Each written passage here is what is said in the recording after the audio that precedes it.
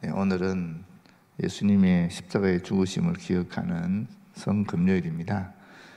그리스도로 완전히 충만해서 일체가 은혜요 감사임을 다시 한번 확인하는 시간 되었으면 좋겠습니다.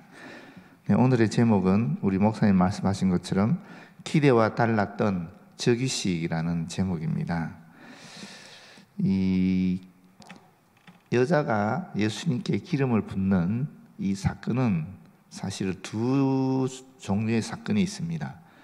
마태복음, 마가복음, 누가복음, 요한복음이 전부 다 기록이 되어 있는데, 그런데 사실은 한 사건이 아니라 두 사건인 것을 알 수 있습니다. 마태복음, 누가복음, 요한복음, 마가복음 다 기록되어 있지만 이 누가복음에 기록되어 있는 것과 나머지 복음서에 기록되어 있는 사건은 다르다라고 여겨집니다. 왜냐하면 시간이 달라요. 누가복음은 공생의 초기에 일어난 사건인데 나머지 복음서들은 공생의 말기에 일어난 사건으로 되어 있습니다. 그리고 또 공간이 달라요. 누가복음은 가버나움에 있는 바리새인의 집에서 일어난 사건이고, 나머지 복음서에 있는 기록은 베다니의 시몬의 집에서 일어난 사건입니다. 그리고 또 인간이 다릅니다. 어떻게 다르냐면은 누가복음 같은 경우에는 그 동네에 죄를 지은 한 여자라고 기록이 되어 있습니다.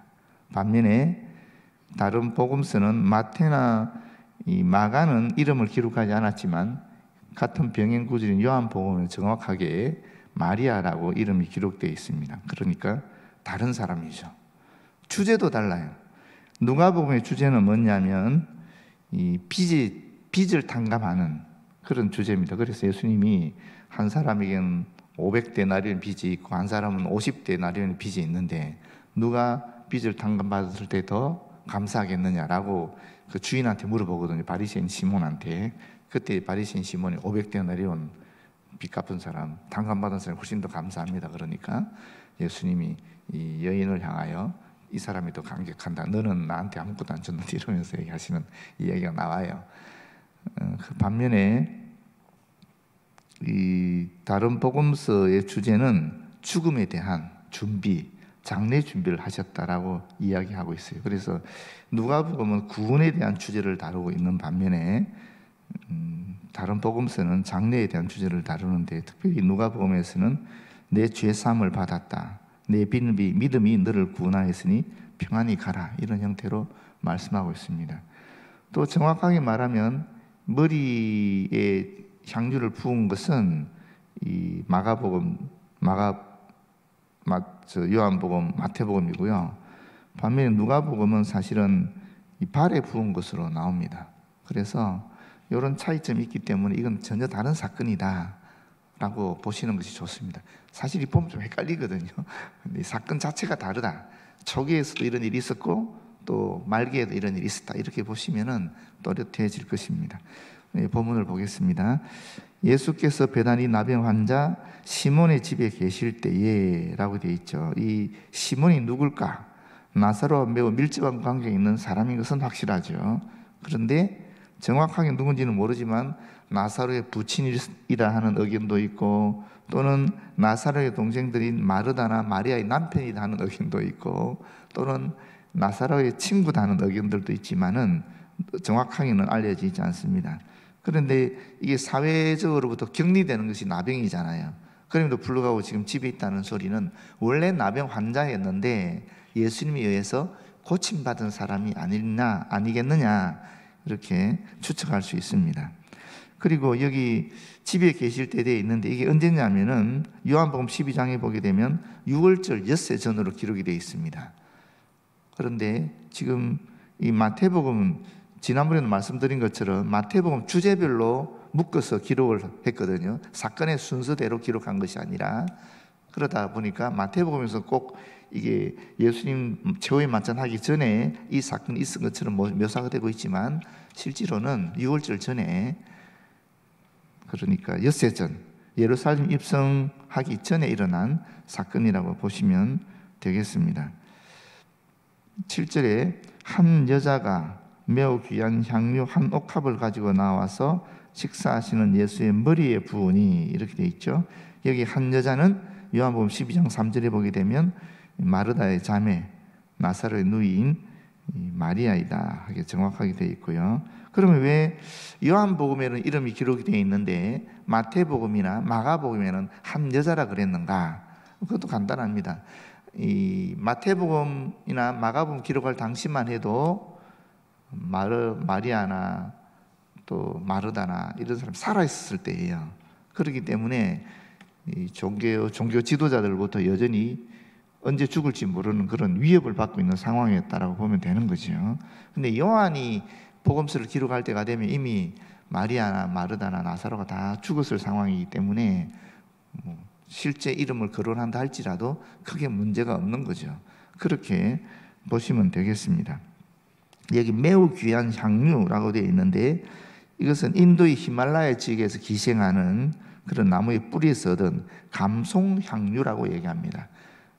요한복음에 나드라고 기록되어 있습니다만은 그러니까 인도 히말라야라 그랬어요. 그럼 이스라엘까지 오려고 하면 이건 수입품이잖아요.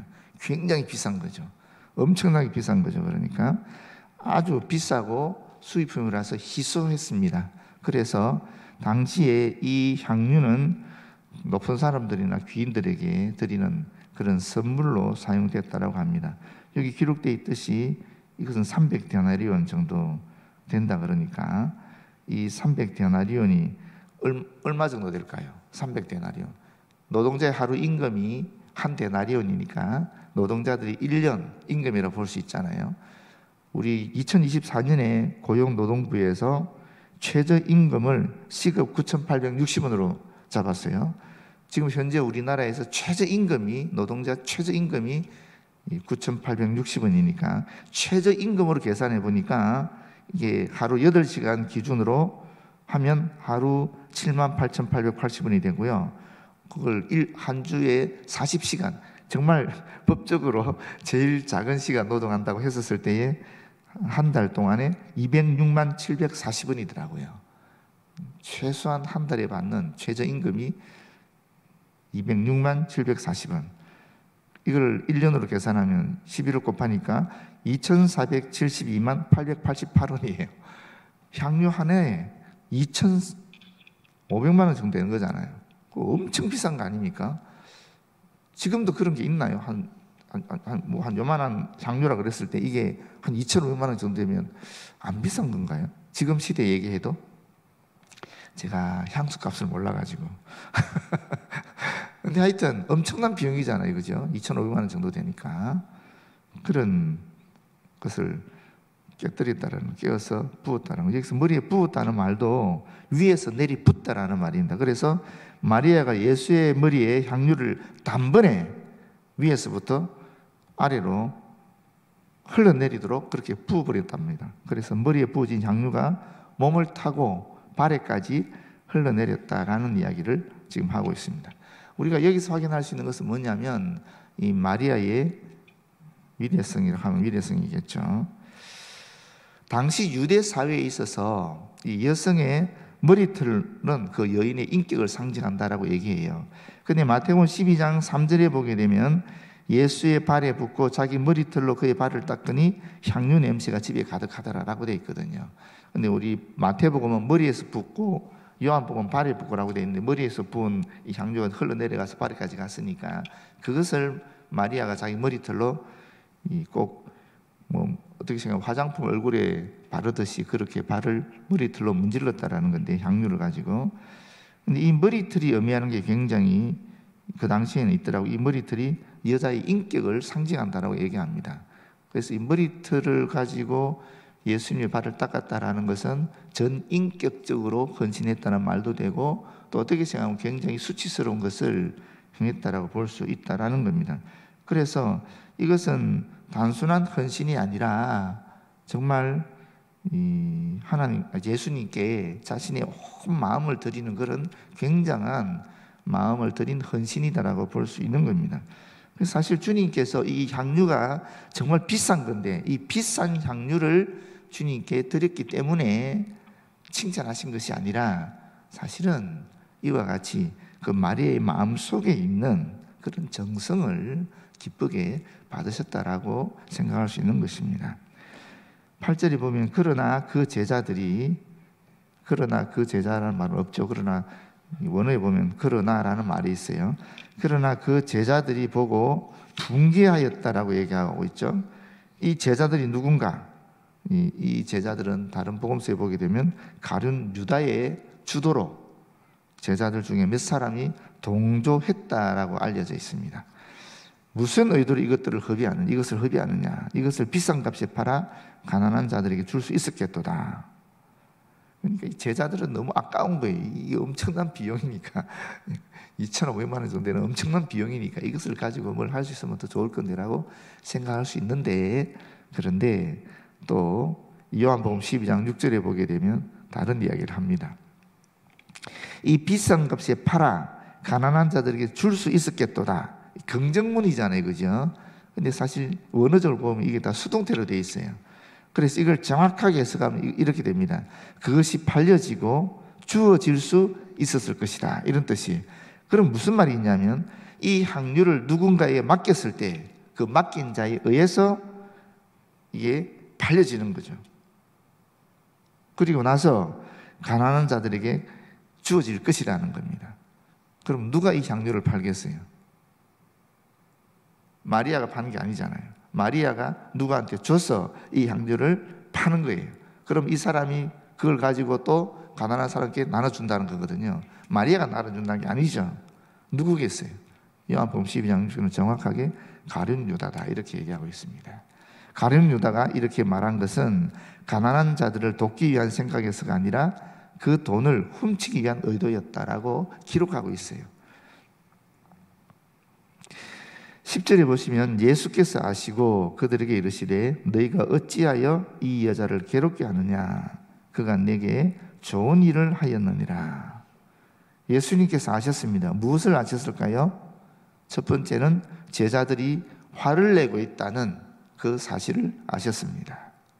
두 번째는 그 제자들의 마음속에 물질에 대한 탐욕이 있었다는 것도 아셨을 겁니다. 그리고 세 번째는 이 여자의 기름 붓는 발을 닦는 이 행위가 자신의 죽음을 위한 것이다, 자신의 장례를 위한 것이다 라는 것을 아셨을 것입니다. 이 세 가지 사실을 주님은 아셨다라는 것입니다. 그러면서 너희가 어찌하여 크나큰 고통을 이 여자에게 야기시키느냐 하는 말씀을 하고 있는 것입니다. 사실 예수님을 향한 이 여자의 간곡한 뜨거운 사랑의 행위가 제자들에게 매도되었지요. 졸지에 이 행위 자체가 천박하고 겸손한 행동으로 왜곡되어 버린 것입니다. 이게 이 여인에게는 얼마나 큰 심적인 고통으로 다가갔겠습니까? 사실 주변에 있는 예수님의 제자들이라면 칭찬해 줘야 되는데 오히려 비난하고 또 이와 같이 천박한 행동으로 여겼다라는 것입니다. 경솔한 행동으로 여겼다라는 것입니다.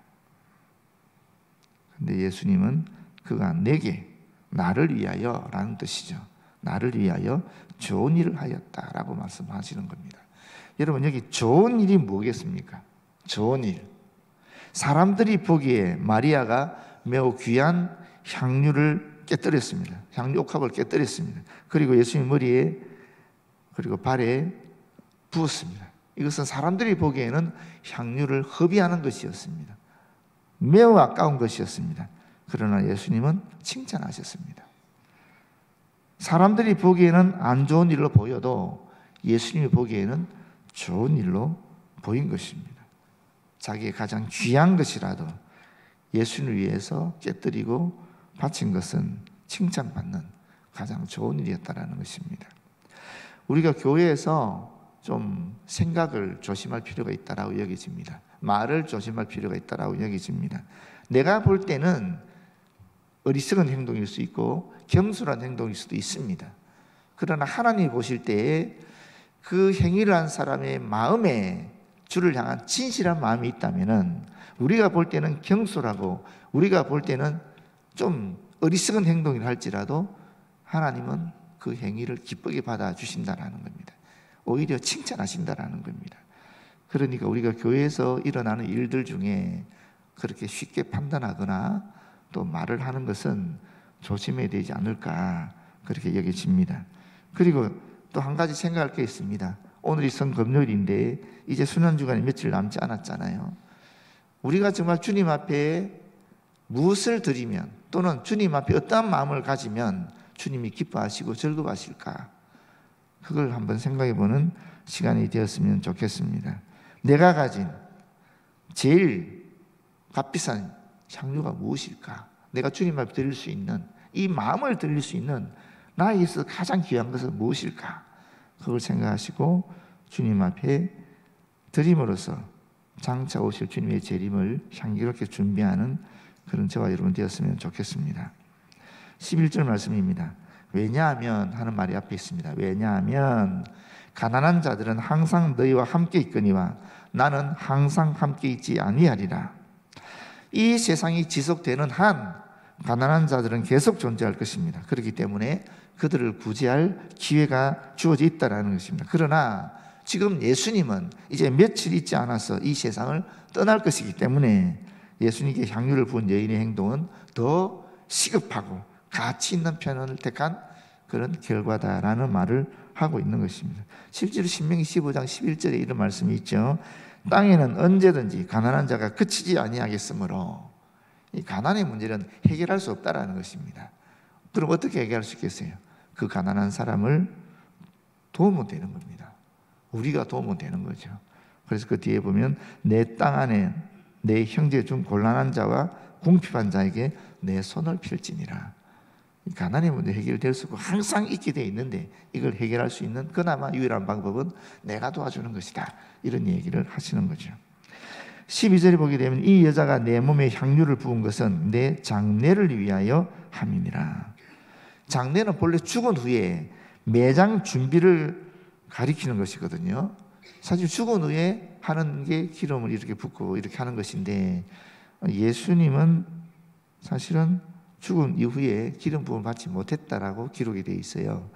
니고데모가 예수님의 시체에 향품과 함께 세마포를 쌌다는 기술이 나오지만 여기에도 기름 부음을 받았다라는 것은 나오지 않는다라고 얘기합니다. 그래서 이렇게 말씀하는 겁니다. 그리고 13절에 보게 되면 내가 진실로 너희에게 이르노니 온 천하에 어디서든지 이 복음이 전파되는 곳에서는 이 여자가 행한 일도 말하여 그를 기억하라. 그를 기억하라 하시니라. 여기 이 말씀을 통해서 우리가 생각할 게 뭐냐면은 사실 예수님이 메시아잖아요. 메시아의 원래 뜻이 뭡니까? 기름 부음 받은 자라는 뜻이잖아요.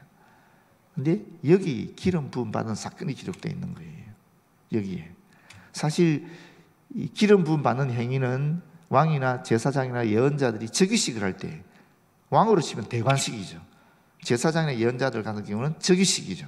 그때 하는 행위가 그런 의식이 기름 부음을 받는 행위였는데 그런 의식이었는데 예수님이 메시아로서 지금 기름 부음을 받는 이 역사적인 사건이 이 여자의 헌신을 통해서 마리아의 헌신을 통해서 주어졌다라는 것입니다. 그래서 기대와 달랐던 소박한 대관식이다라고 말씀드리고 있습니다. 가난한 자의 집이라는 의미를 가진 이 베다니에 있는 나병 환자 시몬의 집에서 예수님을 위한 소박하지만 특별한 이런 대관식이 벌어졌다라는 것입니다.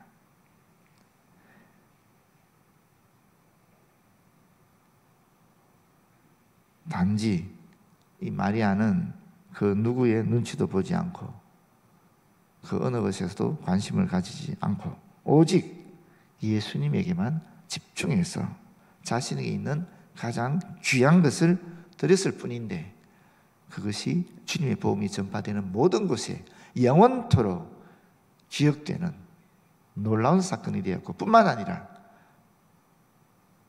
예수께서 메시아이심을 기름 부어 증거하는 그런 놀라운 일을 일으켰다라는 것입니다. 주님만 바라보는 우리들이 되었으면 좋겠습니다. 세상이 원하는 것이 아니라 주님이 원하시는 그 일을 하는 저와 여러분 그리고 교회가 되었으면 좋겠습니다. 기도하겠습니다. 아버지, 마리아의 헌신이 오늘 우리에게 주어지도록 인도하여 주시고 마리아처럼 칭찬받는 우리들 되어지도록 도와주시고 참으로 주님의 재림을 기억하는 시간 되어지도록 주님 역사하여 주시옵소서. 예수님 이름으로 기도드립니다. 아멘.